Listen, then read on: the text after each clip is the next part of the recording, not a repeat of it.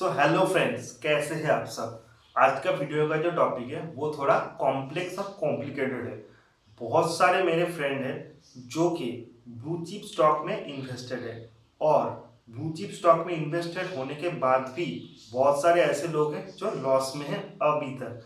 उनका मेरे से एक ही क्वेश्चन है कि अभी इसमें इन्वेस्टेड रहे, इनसे लॉस बुक करके निकल जाए या फिर एवरेज कर ले।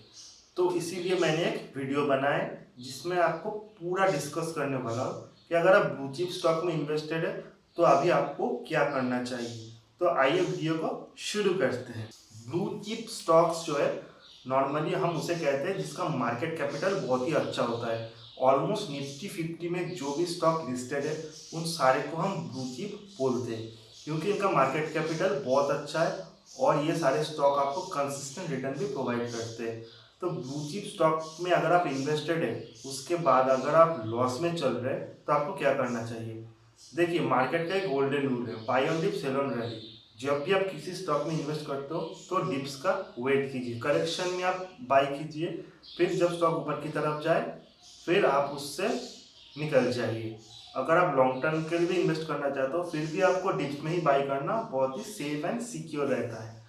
लेकिन अगर आप ब्लू चिप स्टॉक में इन्वेस्ट करने के बाद ऐसा हुआ कि आप लॉस पे चले गए और बहुत सारे टाइम पे आप लॉस पे हैं, तो आपको क्या करना चाहिए। ये डिपेंड करता है किस टाइम आपने इन्वेस्ट किया था। कोविड के टाइम मार्केट बहुत ज़्यादा नीचे चला गया, अगर उस टाइम किसी ने बाई किया तो वह अभी बहुत अच्छे रिटर्न उसको मिल रहा है, उसका लॉस होने का सवाल ही नहीं होता।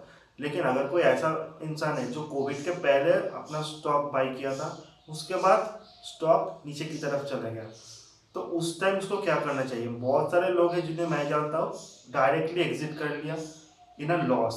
उनको लॉस हो रहा था फिर भी पैनिक में वो एग्जिट कर लिए थे।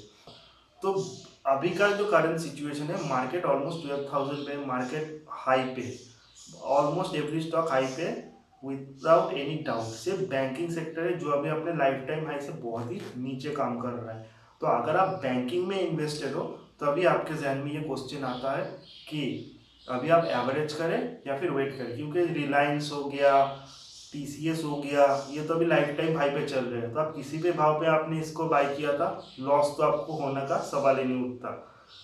अगर आपने रिलायंस बाय किया है 2300 के करीब तो आप वेट कीजिए, एवरेज भी आप अभी कर सकते हो। अगर आपने टीसीएस बाय किया है या फिर एचडीएफसी बैंक, तो लॉस होने का सवाल ही नहीं होता, क्योंकि ये सारे स्टॉक बहुत ही ऊपर अभी ट्रेड कर रहा है। लेकिन SBI, ICICI bank, axis bank, ये कुछ ब्लू चिप स्टॉक्स है जो अभी भी अपने लाइफ टाइम हाई के नज़दीक नहीं पहुंचे। तो एवरेज करने का कि यही सही टाइम है, नहीं। एवरेज अगर आपको करना होता तो आप बहुत पहले कर चुके होते, क्योंकि कोविड के टाइम ये बहुत नीचे गए थे, वही आपके लिए बेस्ट टाइम था एवरेज करना। अगर उस टाइम में आपने एवरेज कर लिया था तो शायद आप अभी इस टाइम में प्रॉफिट में हो चुके होते थे। अगर आपने ये गलती कर लिया है तो अभी आप वेट कीजिए, ये बेस्ट टाइम नहीं है एवरेज करने के लिए। सपोज अगर आपने 500 रुपये में आईसीआईसी खरीदा है, उसका लाइफ टाइम हाई ऑलमोस्ट 550 था, कोविड के टाइम ये 300 तक भी चला गया था, अभी ये 450 के नज़दीक है। ये टाइम बेस्ट नहीं होता, क्योंकि 500 में अगर आपने बाई किया है तो अभी वेट कीजिए। अगर ये ऊपर की तरफ जाए, 500 की तरफ आ जाए, तो आप उससे निकल जाइए, तब इसके लिए आप ज़्यादा वेट मत कीजिए। लेकिन अगर ये फिर से 400 380 की तरफ चला जाता है तो आप कुछ एवरेज कीजिए और वेट कीजिए मोर करेक्शन का। अगर करेक्शन नहीं होता, ये फिर बाउंस बैक करके ऊपर की तरफ आ जाता है, फिर से आप होल्ड कीजिए। तो आपको एक स्ट्रैटेजी फॉलो करना पड़ेगा, स्ट्रैटेजी फॉलो करने से ही आपका प्रॉफिट होगा। उसी के साथ साथ एसबीआई, जिसमें बहुत सारे मेरे फ्रेंड मित्र हैं जो इन्वेस्टेड है। एसबीआई का लाइफ हाई ऑलमोस्ट 330 350 था, उसके बाद ये करेक्शन में 150 तक भी चला गया। वो बेस्ट टाइम था एसबीआई में इन्वेस्ट करने के लिए, जो एक ब्लाइंड बाई था। क्योंकि अगर कोई, एसबीआई सबसे बड़ा बैंक है इन पीएसयू में, जिसका गवर्नमेंट का सपोर्ट भी है। अगर एसबीआई क्रैश भी हो जाता था, एसबीआई को गवर्नमेंट पूरा तरह से इंसॉल्वेंट नहीं होने देता, बहुत सारा फंड गवर्नमेंट इसको प्रोवाइड करता। तो 150 में ये ब्लाइंड बाई था, अगर आपने मिस कर दिया तो वेट कीजिए। 220 में ये तो अच्छा बाई नहीं है, अगर आपने 300 पे भी इसको बाई किया है तो अभी वेट कीजिए, फिर से जब 200 की तरफ चला जाएगा फिर आप इससे एवरेज करने का सोच सकते हैं। क्योंकि अभी एसबी का परफॉर्म बहुत अच्छा है और लास्ट रिजल्ट के बाद ये 220 में ट्रेड कर रहा है। तो in with in very few short time मुझे लगता है ये 250 की तरफ भी जाएगा, अगर मार्केट पे बहुत ज़्यादा पैनिक या करेक्शन नहीं आया तो। तो अभी तो इसमें एवरेज करने का सवाल ही नहीं होता। लेकिन क्वेश्चन ये है कि ब्लू चिप में आपको एवरेज करना चाहिए कि नहीं चाहिए। किसी भी भाव में किसी भी टाइम पे अपनी खरीदारी एवरेज पीपल तभी करते हैं जब उनको लॉस होता है। एवरेज वो लोग नहीं करते जो ऑलरेडी प्रॉफिट में। अगर आप एक स्टॉक में बाई कर रही हो और आपको बहुत ज़्यादा प्रॉफिट हो रहा है तो करेक्शन में आप एवरेज क्यों करेंगे, आप दूसरे स्टॉक की तरफ जाइए ना।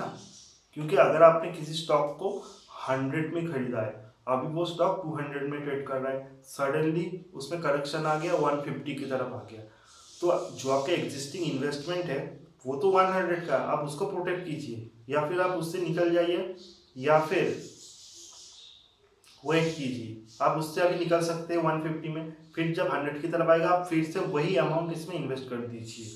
ये एक स्ट्रैटेजी होता है लॉस मेकिंग स्टॉक में। ऐसे तो जो स्टॉक मार्केट के बड़े एक्सपर्ट होते हैं आपको यही सलाह देते हैं कि आप एवरेजिंग मत कीजिए, लेकिन ये डिपेंड करता है स्टॉक का कैटेगरी के ऊपर। कोई आपको ये नहीं बोलेगा कि रिलायंस, टीसीएस, एचडीएफसी बैंक जो एक इंडियन मार्केट के टॉप 3 स्टॉक है इनमें आप एवरेज मत कीजिए, ये तो नहीं है। मैंने भी एवरेज किया है, मेरा भी टीसीएस में 2000 के करीब इन्वेस्ट था। जब मार्केट क्रैश हुआ टीसीएस 1500 पे आया तो मैंने इसमें भर भर के एवरेजिंग किया और आज देखिए इसका प्राइस कहाँ पे है, ऑलमोस्ट इन द मिडिल। मैंने प्रॉफिट बुक भी किया है, लेकिन मेरा पूरा जो ट्रेड है इन एवरेज अभी भी बहुत अच्छे प्रॉफिट में है। तो ये आपके ऊपर डिपेंड करता है कि कौन से स्टॉक में एवरेजिंग करना चाहते हैं, उस स्टॉक का परफॉर्मेंस अभी क्या है। मैं तो ये नहीं बोलूँगा कि अगर आपने 400 रुपये में येस बैंक खरीदा है उसके बाद येस बैंक अभी जो 12 रुपये में आप एवरेजिंग करें, आपका जो लॉस हुआ हुआ। अगर आप पहले निकल नहीं पाए तो अभी वेट कीजिए, 12 रुपये से जीरो भी हो जाए आपको कोई फर्क नहीं पड़ने वाला, ठीक है। इसमें एवरेज आप मत कीजिए, सवाल ही नहीं उठता। तो ये डिपेंड करता है स्टॉक के स्टैंडर्ड के ऊपर। आज जो स्टॉक अच्छा है कल खराब भी हो सकता है, इसका भी कोई गारंटी नहीं दे सकता। क्योंकि एक टाइम था जो येस बैंक बहुत ही अच्छा फेमस स्टॉक था, 1600 में ये ट्रेड कर रहा था और बहुत सारे लोग ये भी बोल रहे थे कि ये इन फ्यूचर एचडीएफसी बैंक होने वाला है। उसके बाद इसको स्प्लिट करके 400 रुपये का कर दिया गया, फिर इसमें क्रैश आया और ये अभी 12 रुपीज़ में काम कर रहा है। तो ये फॉर्मूला हर स्टॉक के एप्लीकेबल नहीं होता। इन फ्यूचर टीसीएस का भी हो सकता है, एचडीएफसी बैंक का भी हो सकता है, क्योंकि रिलायंस का भी हो सकता है। मार्केट में कुछ भी हो सकता है, मार्केट इज अनप्रेडिक्टेबल, लेकिन उसमें भी कुछ स्टॉक्स है जो इतने सालों से इतना कंसिस्टेंट परफॉर्मेंस दे रहा है और हर कंपनी यही चाहेगा कि इन फ्यूचर वो अच्छा परफॉर्मेंस दे। कंपनी का प्रोमोटर भी यही चाहेगा जिससे स्टॉक का प्राइस भी बढ़े, उसका कंपनी का वैल्यूएशन भी बढ़े और कंपनी और ज़्यादा एक्सपेंड कर सके। तो आंसर यही है, अगर आप ब्लू चिप स्टॉक में इन्वेस्टेड है, फर्स्ट डिपेंड करता है किस टाइप के स्टॉक है और उस स्टॉक का प्रेजेंट सिचुएशन क्या है। अगर आप एसबीआई, आईसीआईसीआई में इन्वेस्टेड है तो आप एवरेज कर सकते हो या फिर करेक्शन में एवरेज करो, इसमें कोई प्रॉब्लम नहीं है। अगर आप 500 में आपने आईसीआईसीआई में इन्वेस्ट किया था, अभी आप एवरेज करना चाहते हो तो अभी भी कर सकते हो, 400 में आ जाए करो, या फिर थोड़ा और करेक्शन में आप एवरेजिंग करो। टेक्निकली तो आपको इतने टाइम तक वेट नहीं करना चाहिए था, बहुत पहले आपको एवरेज कर लेना चाहिए था। लेकिन अगर आपके पास उस टाइम उतना सफिशिएंट फंड नहीं था, किसी रीजन के वजह से आप एवरेजिंग नहीं कर पाए हो, तो अब भी आप कर सकते हो। ये स्टॉक इन फ्यूचर मैं गारंटी के साथ बोल सकता हूँ 500 की तरफ फिट जाएगा, एसबीआई भी 300 की तरफ जाएगा। हालांकि एसबीआई थोड़ा स्लोली मूव करता है कंपेयरिंग टू आईसीआईसी, एक्सिस या फिर एचडीएफसी बैंक, लेकिन जाएगा। तो अगर आपके पास टाइम है, पेशेंस है, तो आप पोजीशन को होल्ड कीजिए, एग्जिट मत कीजिए। मैंने पिछले वीडियो में आई बटन पे जाके प्रेस कीजिए, मैंने 10-15 स्टॉक के बारे में बताया जो कि निफ्टी और मेरे फेवरेट है। आप इन स्टॉक में इन्वेस्ट कर सकते हो, अभी भी आप इसमें इन्वेस्ट कर सकते हो। करेक्शन इन स्टॉक में एवरेजिंग भी करना चाहते हो तो इसमें भी आप एवरेजिंग कर सकते हो, क्योंकि लॉन्ग रन ये स्टॉक फिर से लाइफ हाई ब्रेक करके बहुत ऊपर की तरफ जाएगा, ये मेरी गारंटी है। हालांकि मैं कोई सेबी रजिस्टर्ड इन्वेस्टमेंट एडवाइजर नहीं, तो जो भी मैं बोल रहा हूँ मैं आपको ये नहीं बोल रहा हूँ कि मेरे एडवाइस सुन के आप स्टॉक में इन्वेस्ट कीजिए, बाय कीजिए। मैं सिर्फ अपना ओपिनियन दे रहा हूँ कि मेरे पोर्टफोलियो में कौन सा स्टॉक है और मुझे कौन सा स्टॉक कैसा लगता है, ये आपके ऊपर डिपेंड करता है। अगर आप इन्वेस्ट करना चाहते हो तो अपने लीगल एडवाइजर से ज़रूर डिस्कस कीजिए। किसी भी इंसान के झांसे पे आकर कोई स्टॉक में इन्वेस्ट मत कीजिए। आप मेरी भी मत सुनिए, अपना ब्रेन यूज़ कीजिए, सेबी रजिस्टर्ड इन्वेस्टमेंट एडवाइजर से सलाह लीजिए, फिर स्टॉक मार्केट पे अपना स्टॉक सिलेक्ट कीजिए और इन्वेस्ट कीजिए, जो कि आपके लिए बहुत ही प्रॉफिटेबल होगा। आज के वीडियो के लिए बस इतना ही। मिलते हैं अगले नेक्स्ट वीडियो में, तब तक के लिए गुड बाय।